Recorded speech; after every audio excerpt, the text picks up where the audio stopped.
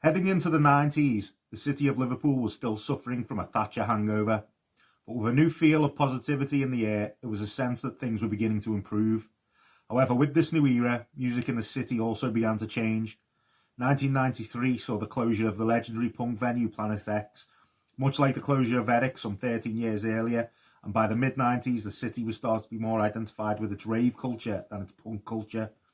That was until an independent promotion under the name of Meat Claw, originally established in Scotland, began putting on a run of shows at Rampwick Skate Park and Aintree. Eventually changing its name to Thrashgig in 2002, the promotion would go on to dominate the punk music gig landscape of Liverpool and the Wirral for the next 10 years. Join us for the next half an hour as we look back at a time of fun, mayhem, chaos and carnage. This is Liverpool, this is Wirral, this is Thrash Gig.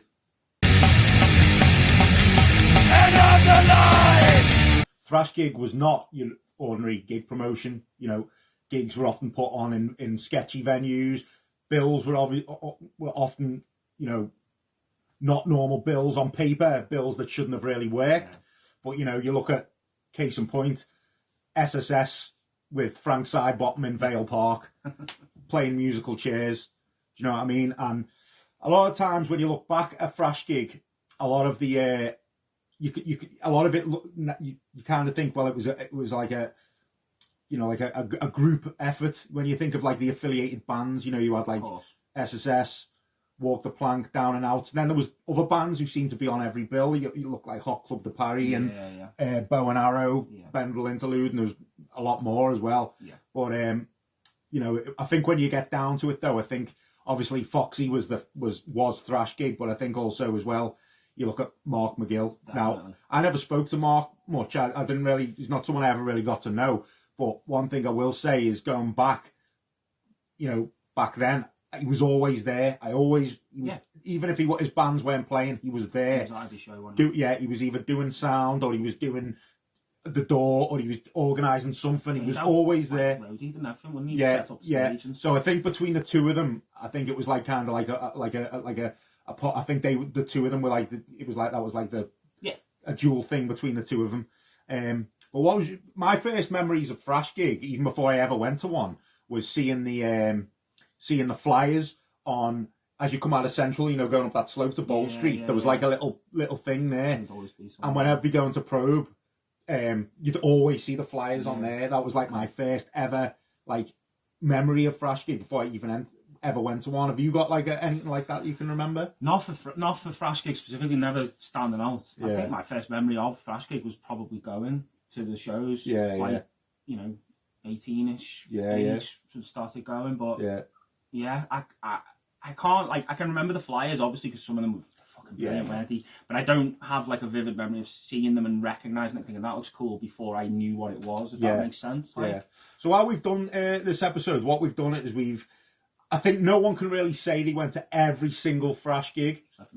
Except for Foxy, So I think what we've had to do here, we've had to pick about 20 gigs that, almost like a timeline of gigs that might not necessarily be in order, but we've picked out 20 that we have a memory of, and we're going to share our memories and other people's memories, to be fair. Mm-hmm. And some of these we might not have even been to ourselves.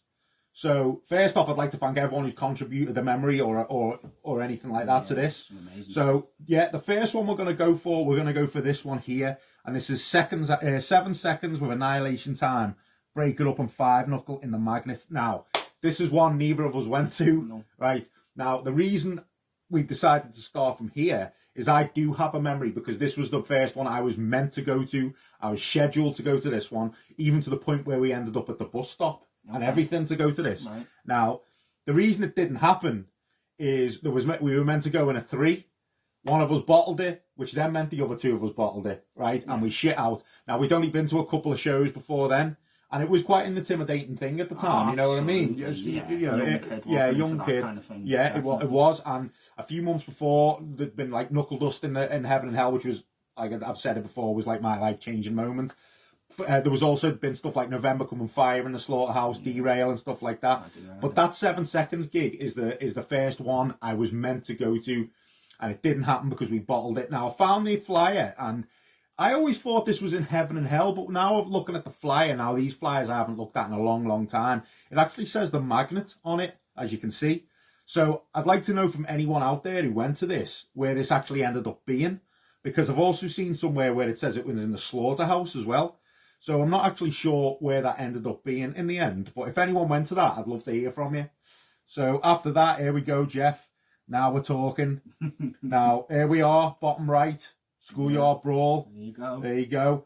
And now my memories of this. Now, first off, I want to say I haven't been in a band since then, where my band has been on a flyer as nice as this. I mean, how good is that flyer? Yeah, brilliant. I'd love to have a poster of that now. But yeah, exactly. But you know what? When I look at this, my first memory is I remember being absolutely terrified about playing this gig. Yeah. This was about our 4th gig, I think, but our first proper one. Right. That wasn't like someone's birthday party or something. Do you know what I mean? Okay. And I thought we played a few more by the time we played this. We may have, but we hadn't played many. Yeah, this was still wet behind the ears. Yeah. Sure, like. But I remember being absolutely fucking terrified at this gig. Now, but I think when you look at the lineup, I can fully understand why. Yeah. Now, 86 Mentality, a fucking brilliant negative approach worship hardcore band. John Holmes, which was members of Hard to Swallow, and Seconds Out, which was members of Area Effect and The Last Chance. So that's like fucking no wonder I was absolutely shitting myself. But I'll tell you something. One thing I do remember about that, now you might remember, we could never get through a set without fucking up. Oh, yeah. You know what I mean? It was like part of our shtick. Yeah. And I think it was part of the reason that people even came to watch that band was because half the time one of us has ended up just walk. A strong amateurish charm to what we were doing. Like. And I think the amount of times one of us just went, right, I've had enough, and walked off because of the amount of times we fucked up. Definitely. But my memory of this is for what we had, that little 5-song set, we played this perfectly. I think it was one of our best sets. It was like we didn't fuck up. Like our drummer had a history of like completely fucking up. The wrong song and stuff. Like really badly, but he got it right I remember he got it really right. I think we did. And I remember playing him, my heart was going the whole time, thinking that he was gonna fuck up, and he never. And I remember coming off, and even though everyone probably thought we were terrible, I remember Matt Ward coming up to me and putting his hand on my shoulder and went, "Oh, well done, well done." I think it was the first show we played where someone, from the scene, you know, like a head in the scene actually said, "Oh, nice work," like kind of actually got a little compliment. Because, let's be fair, we were amateurs, we weren't great. But that was enough for me, and I remember that put me on such a high. Encouraging, wasn't it? That when Seconds Out came on, we all went fucking crazy to him, and which resulted in you smacking the singer in the bollocks. I was just going to say, it was the same show, when they started with that, obviously, if you saw them, you remember Seconds Out, round one. And apparently, he came up to me after it, Kev, the singer. I'd never spoke to this guy before, so as you know, Kev's a well-known guy from the hardcore scene back then, and he was a big guy, and he like tapped me on the shoulder after it, and I turned around, I was like, and he was like, "Fucking hell, man, when that started, you twatted me in the balls." Yeah. And I was like, "Sorry." Yeah. He was cool. He was fine. He was laughing about it. Like, he said, it was cool. Like, but But and I remember 86 Mentality, the singer, came on in double denims. That's right. And I've never seen anyone look that cool, fucking just pacing up and down. No one rocks double denim. They were so good. No one, I'd never heard them at the time, and they came on and they were fucking amazing. Yeah. And I've still got the record I bought, and I still listen to it regularly. Yeah. So, that's that. Right, next, here we go. Now, this wasn't in Liverpool. The Phoenix in Manchester. Now, this annoyed me because we had to leave. We got to see one song, I think, of Underdog, and we had to leave to have to get the train. Now, what's funny about this is a picture was taken. There was a lot of photos taken at this. Can't find any of them now. So, you have Break It Up, Walk the Plank. This is like Dead and Gone Records, at its peak at the time. And a photo had appeared of me during the Justice set, of me being passed the mic by the singer, and me with my mouth open. And I don't know if it had appeared on the Dead and Gone message board or what, but someone had put that picture on the Dead and Gone message board and photoshopped a dick going into my mouth instead of a microphone. I don't remember that. Yeah. That's brilliant. Yeah, that's so amazing. That, and then I messaged around saying, has anyone got the unedited picture of this? Because I'd like that picture. That's class. Yeah, but that's what I remember of that gig. I wasn't at that show. And I remember also as well going to the distro and literally buying the whole Dead and Gone back catalogue from there, and a load of other stuff. But that was a really good gig. I just I only got to see like half a song of Underdog. I say I never went to that one. No. Right, here we go. This is lot of memories from this one. I remember Pitch and putt, walk the plank. I remember it being fucking boiling. I remember everyone getting down there early, barbecues, footy. Yeah, kicking a ball around outside and everything. Yeah, and this is probably most memorable for a few reasons. One, Barrel getting his shirt ripped off. Walk the plank being being the usual madness it was. Off, yeah. And I remember that guy Pete. Do you remember him? I don't know if he was a skater or if he was a graffiti artist, but he got up after Walk the plank and did like a little freestyle. Yes. And he started going, and everyone was going, hey, like that. Yeah. And that's what I remember about that. What do you remember anything else about that one? Well, as obviously I was a lot younger then, sometimes I was probably a little bit intoxicated at a lot of these shows. I drink back then quite a bit. But I do remember this show because it was.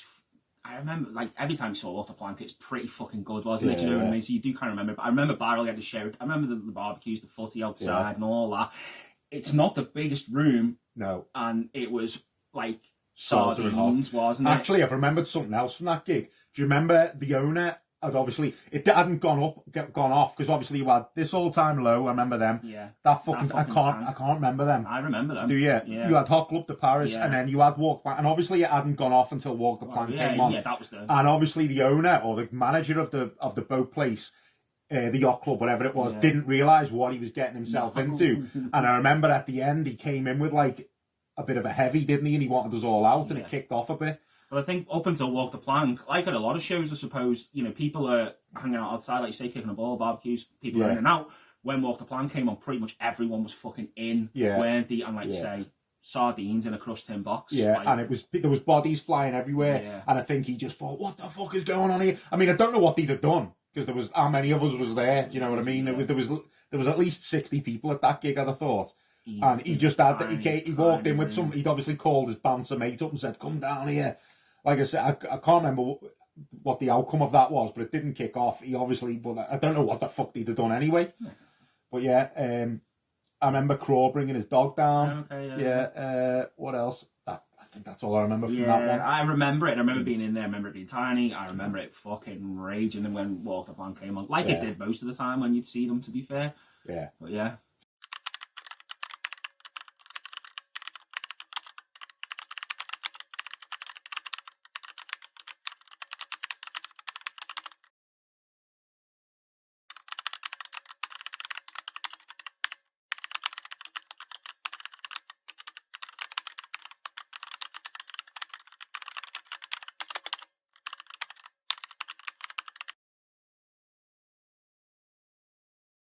Right, here we go. US Bombs, Walk the Plank, and Sex Maniacs. Now, you didn't go to this one, did you? I did not, and I still, to the life of me, can't remember why, because I loved US Bombs back then as well, especially. Right, well, I did go, and not only did I go, I'm pretty sure I was starting to get a bit brave at this point, and I went on my own. Nice. I've got one memory from it, and that is Dwayne Peters was the singer, wasn't it? Yeah. He got a load of birds up on stage to dance with the band. Nice. That's all I remember from that. Okay. But it's a really, really strong memory in my mind. Was that I remember definitely them? Because the Huns he played over here? No, it was 100% that one. It was 100% that one. Yeah, because I had the flyer of that on my wall. Oh, fair play. Yeah. So what's next? Right. Now we're talking. Yeah. Now this is very, very memorable. Memorable for quite a few reasons. Probably the first, probably the main reason is this was SSS's first gig, and they weren't on the flyer. And it was like kind of a word about get down early, there's a special guest playing. And then when we got there, we heard it was going to be Foxy's band. And I don't know what everyone was. I think there was a little bit of, what's the word? A little bit of doubt. Apprehension? Like Foxy in a band. And I think, obviously, no one knew what to expect. Yeah. And then, obviously, they came on and they were fucking amazing, obviously. Fucking brilliant, isn't it? So that's memorable for that. Yeah. First time seeing Restless Youth. And another thing, Downslide had played 2 You for Today covers at this gig. So I remember that. I remember it going off at that. But another thing I remember about this is when SSS played, there was some fucking dickhead skinhead in there who was giving shit to Foxy while they were playing. Right. And I don't know if Foxy had ever played in a band before this. I don't think he had. But he must have been pretty nervous. It was his gig.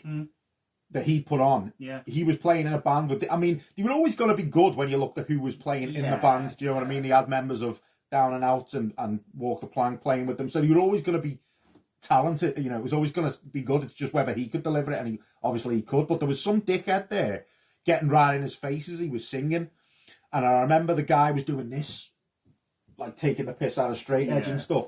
And he may or may, I can't remember, but he may have done maybe a bit of a sketchy salute as well. Right. And I remember from that point, he dropped the microphone, Foxy, he grabbed hold of the guy, and he fucking dragged him past me. I remember being stood at the side of the stage, he dragged him past me. Everyone ran over to the stairs, because there was that stairs. Yeah. He launched him down the stairs, and he's like, not in my fucking gig. And I remember everyone started throwing loads of stuff down the stairs at him. Mm-hmm. That's what I remember about that. Yeah. I remember that, mainly you talking about it there, it's kind of like brought that memory back, but I kind of remember the, like you say, the chatter, the kind of, I remember there being quite a bit of anticipation. Oh, it's Foxy's got a band, you know, it's his new band, blah, blah. Fucking amazing though, do you know what I mean? Yeah, like, too right. It was fucking brilliant. Yeah. So next, right, Violent Minds, Walk the Plank, Restless Youth, SSS. Now, this was the gig where someone threw Yellow Pages into the pit. I remember that. Yeah. And also, I think this was the gig where this became available. Now, this is the SSS demo. Oh, yeah. Right? And this was always my favourite thing that SSS ever did. And typical Thrash Gig affiliated goodies always came with extras, stickers and all sorts of stuff. Now, this was May 2005. Yeah, so it would have been this gig. It must have been, because look, that's May as well. Yeah, so it must have been this gig. That's the cover of the demo. Yeah, and that's the cover of the demo. Now, the reason I love this so much, this demo, is because it had a song on it called Out of the Blue. Now, going back to that story I said about that skinhead, I remember the first time he played this, because the end of that song goes, my enemy, like that, and I remember him going right up to that fucking skinhead lad and going right up to him in his face, going, my enemy, before grabbing him and throwing him down the stairs. And I remember saying to Foxy, he said, my favourite thing you ever did was that demo, you know, and I was like, that fucking song, a lot of the songs on this they re-recorded, but they never re-recorded Out of the Blue. No. And this was my favourite thing they did, because I thought that song was so fucking good. It was fucking great. And I remember at the Municipal Waste gig, he actually dedicated Out of the Blue to me, because I'd been going on about it for so long. So yeah, that's that one. Nice. Yeah. Now we're talking. Yeah, now this was probably my best time I ever had at a thrash gig. Yeah. This was the Night of the Living Dead 5, with, you had McRad, Minus the Bear, I know what you're laughing at, Down and Out, Seymour Paramedics, Walk the Plank, Gentleman's Pistols, who were another, obviously, mainstay. Yeah. This All Time Low again, Hot Club de Paris again. Now, notable for a few things. One, what is going on here? We're meant to be hardened criminals here. I mean, I don't know what the fuck's going on with my, like, paedophile sunglasses. Oh yeah, you're wearing proper wrap around. Yeah. I mean, they're not that bad, mine are any better. Like, let's be fair. At least yours are all black. Mine have got that horrible grey rim round. But we're meant to be hardened criminals in this picture. Yeah. We're meant to be the Reservoir Dogs. SYB went as the Reservoir Dogs. Me, you, AJ, Barrel, and Daz. And we kept getting called the Men in Black. Right. Walk up there. Yeah. And I remember at this, there was us dressed as the Reservoir Dogs, and then I think there was Russ from Coffin Vickers, Bryn, and a few others dressed as the Warriors. Yeah. And I remember during the Walk the Plank set, Lecky was trying to like entice a little gang fight between us and them in the pit, which was quite funny. Yeah. So yeah, that was a funny story. Now, the best part of this though was the McRad set. Oh, it was amazing. Fucking amazing. The singer put the fucking microphone down in the middle of the thing, and they played like Minor Threat covers, but it was karaoke. He said, didn't he? Yeah. He started, I'm pretty sure, now you might remember better than me, but I feel like it was pretty vacant. He started with, playing like, and he put the mic in the middle and he went, this is punk rock karaoke. Anyone could just run up and grab the mic. It was mental, wasn't it? Yeah. They played, and I remember this vividly. So Lecky, the Walk the Plank frontman, I'm almost certain was Sid Vicious as well. He had the lever on the padlock around his neck, etc. I think it was 20 Eyes by the Misfits, and about 10, 15 people all died, and I got fucking crushed by him into it was fucking madness. Like, I remember you saying you fucking hell been crushed by that fucking hell. Yeah. But that was a fucking amazing show. That was a brilliant gig. Semo paramedics were great as well. Semo paramedics, crowd surfing and Semo paramedics in me suit. In me suit. But by that point, I think we'd de-jacketed and rolled the sleeves down. I remember it was one of them nights you came out of Heaven and Hell and you were like, that was the fucking best night ever. It was fucking amazing. It was one of the best shows. Yeah. Definitely. And So here we go. Right, the Walk the Plank Down Now SSS Short Sharp Shock Our Day Out tour. Went to 2 of these dates. Went to the Chester one and the Liverpool Crosby Social Club. Now, my memories from the Chester one aren't that clear. I remember getting this from there. Now, this is probably my best memory. This is now here is a little bit of history for you. Oh, that's amazing. This is what I got. This is what my only memory from the Chester gig is. This. Now look at that. I bet you there's not many of these left around. This is the first SSS shirt, and I don't know if you can see it on here. You probably can't, but the tour dates are on the back in black. So yeah. Now, I know a few people got these, but I remember all theirs like faded off with a couple of washes. I only worn this like once or twice though, and it stayed like 100% perfect. Nice. So that's. I remember getting that from the first date, which was the Chester show and a Frog and Nightingale. And now the Crosby show. Now I don't know what the fuck they were thinking in this place, but if anyone went to this, don't know if you remember, they'd hired a few security in there, and they were stopping us from getting it, grabbing the mic and the pile-ups and stuff. And it was just a couple of sweats they had doing it. It weren't even proper security. It was a few moshes, wasn't it? Yeah, do you know what I mean? And I think it was you that drove us down to that. I think. Sure, I think I'd not long passed my test, so I wanted to drive everywhere, didn't I? But yeah. So there's that one.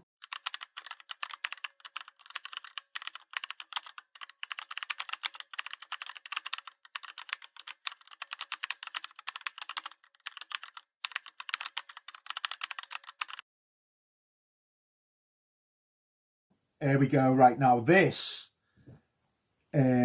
was the one I was talking about. So this was the one I mentioned a few weeks ago. What happened at this was the one that was in the secret space. Now, this was where I think this was in Walk the Plank's either recording space or their practice room. You had to meet and then walk down there. Now, what I remember at this, I told the story a few weeks ago, when they played the song Black Spot, as we were crossing paths doing that side to side, someone's blunt force knee slammed into my thigh and fucking crippled me for like fucking a month after that.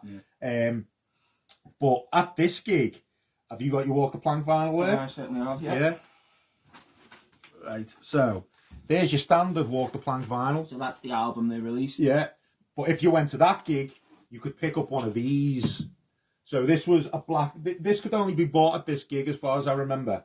And this is the Black Spot version of the same album, and it comes with this little like treasure mappy thing here. So cool. Yeah. So what number is this? So it says. What does that say, Geoff? Oh, congratulations.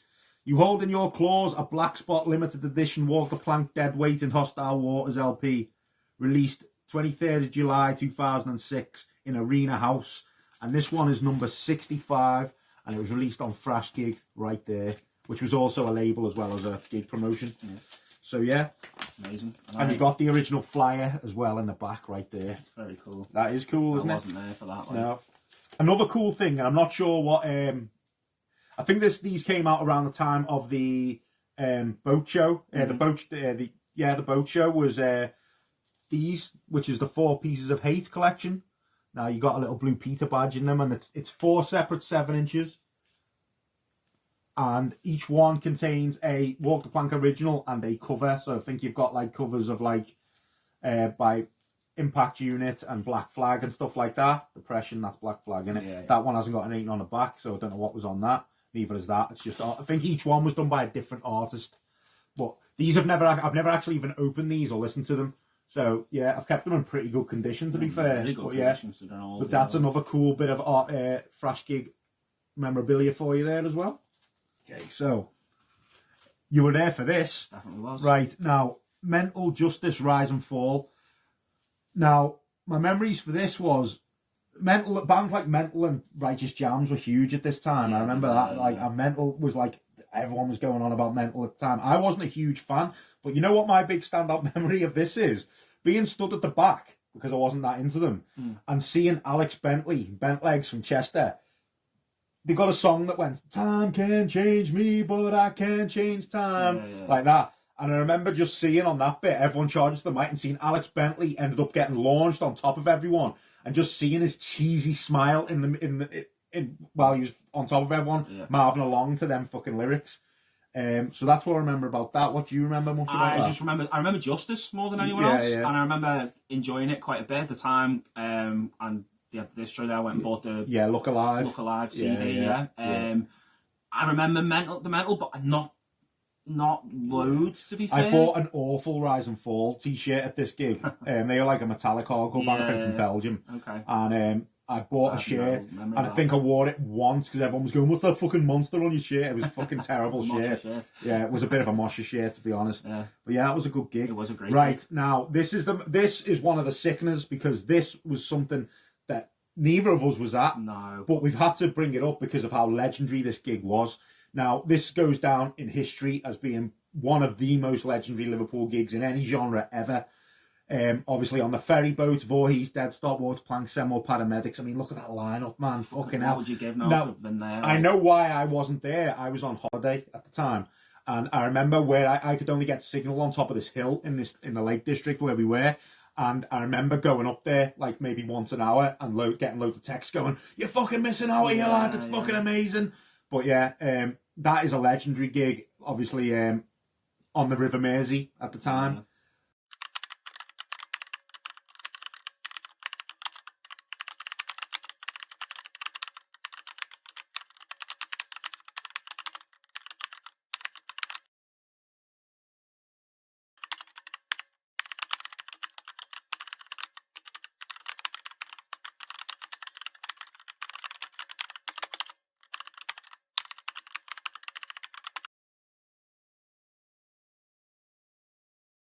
Yeah, the Rights, Mark for Death, The Plight, SSS. Now, what I remember about this, the Rights had loads of little singles that were numbered like 1 to 20.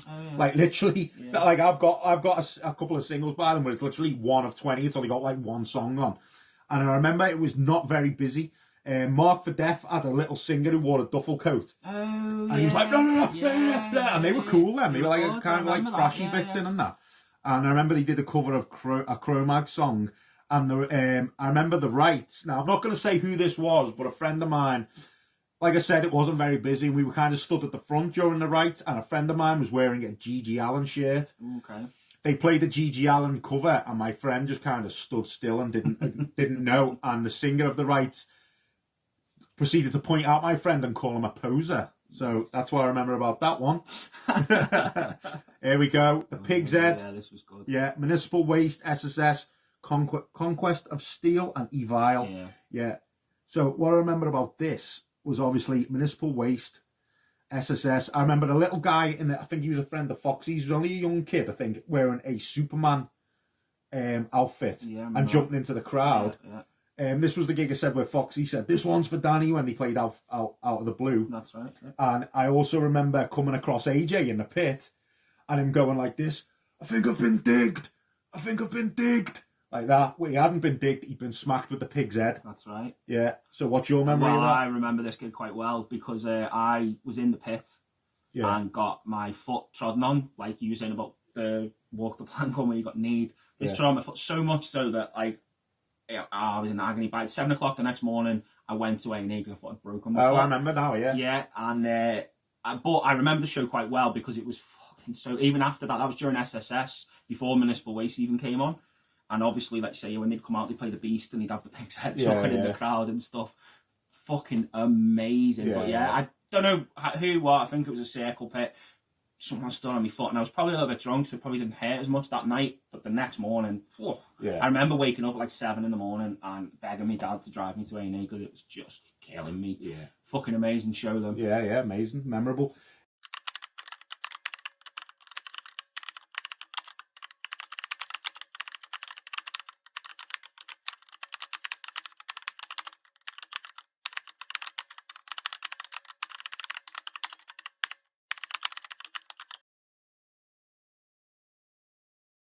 Here we go. Walk the plank and down now to Planet X. Now, this was the one they broke into. Wasn't at this, because this was my birthday, and I was at like a family thing. But yeah, I know quite a few people who went, and luckily, you've got to big up Bryce Sale on this one, because he documented this gig quite well. And I've got a few photos here, as you can see. When you consider, obviously, it was a sketchy one, because they broke into a building. You know, the police were out in force, and obviously, just look at some of these photos. I mean, that place the fucking ceiling could have fell down or anything with the vibrations. Yeah.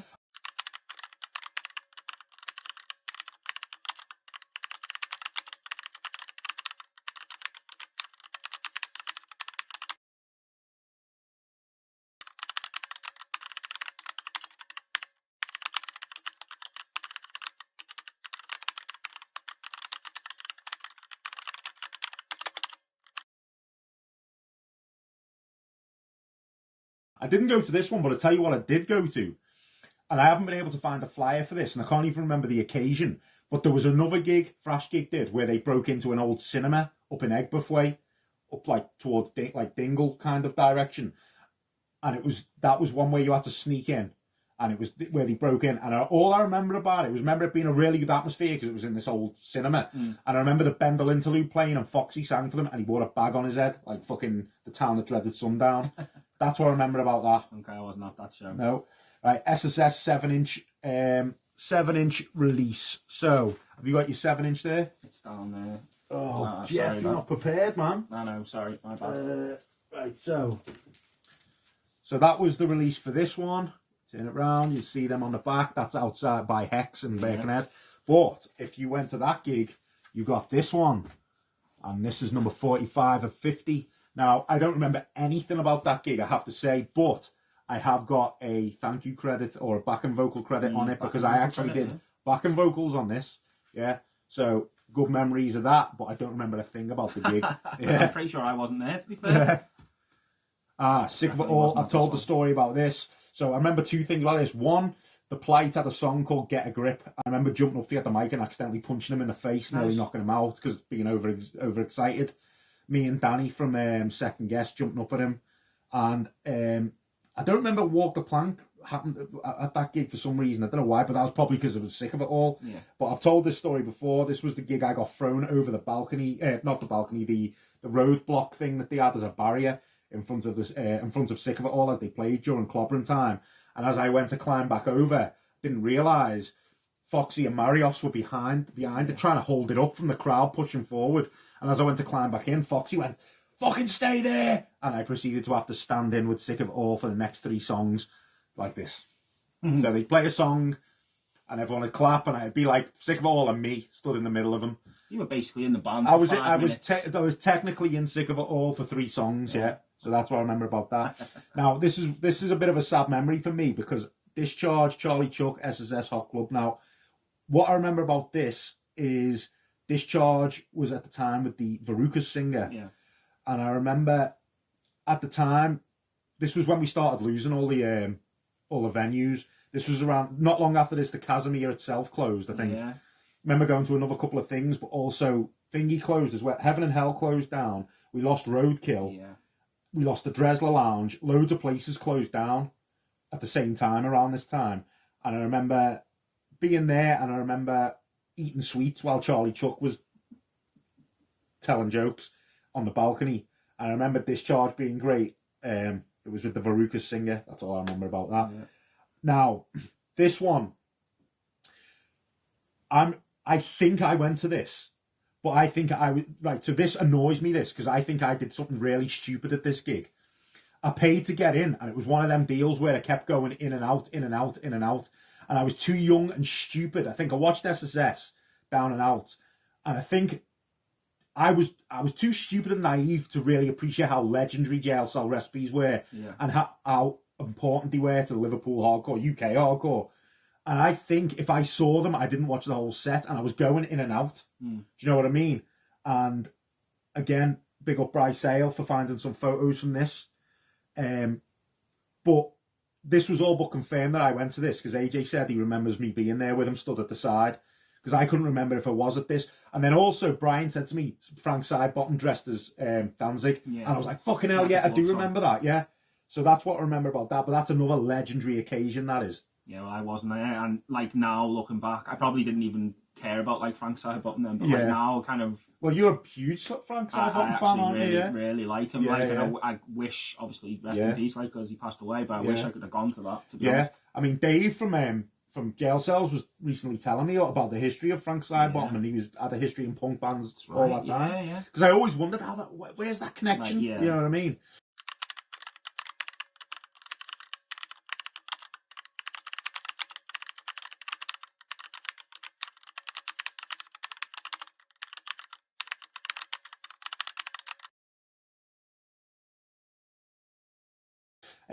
Right, so is this our last one? Right, so we're going to end it here. Obviously, we can't cover everything. There's a few that we were at that we haven't put on here because our memories are too thingy. But I think this is a good one to end on. This was the last night before Quiggins got smashed up, and it was before they knocked it down. And it was what I remember about this is being there all day, it being fucking boiling in there, and after during SSS. And after SSS, we smashed the fucking place up. And I remember Foxy, I messaged Foxy recently and said, well, I remember us smashing that place up. He said, yeah, we put the windows in the incense shop and it stumped the place out. So that was what my memory was of that. So, were you at that? No, I don't remember anything else about it. I just remember the place getting absolutely smashed up at the end. Yeah, I think I'd kind of stopped coming as much to shows around that time in Liverpool in the scene. Yeah. Really. And then, I mean, that really signalled the end of an era, and I think that's why it's a good ending for the show. Yeah, the end of Quiggins, the end of an era, and that was the start of Liverpool 1. So that's our Thrash Gig timeline. If any of you remember anything from Thrash Gig, please put it in there. If we've got anything wrong, put it in the comments, please do. Especially my memory's well hazy on some of that.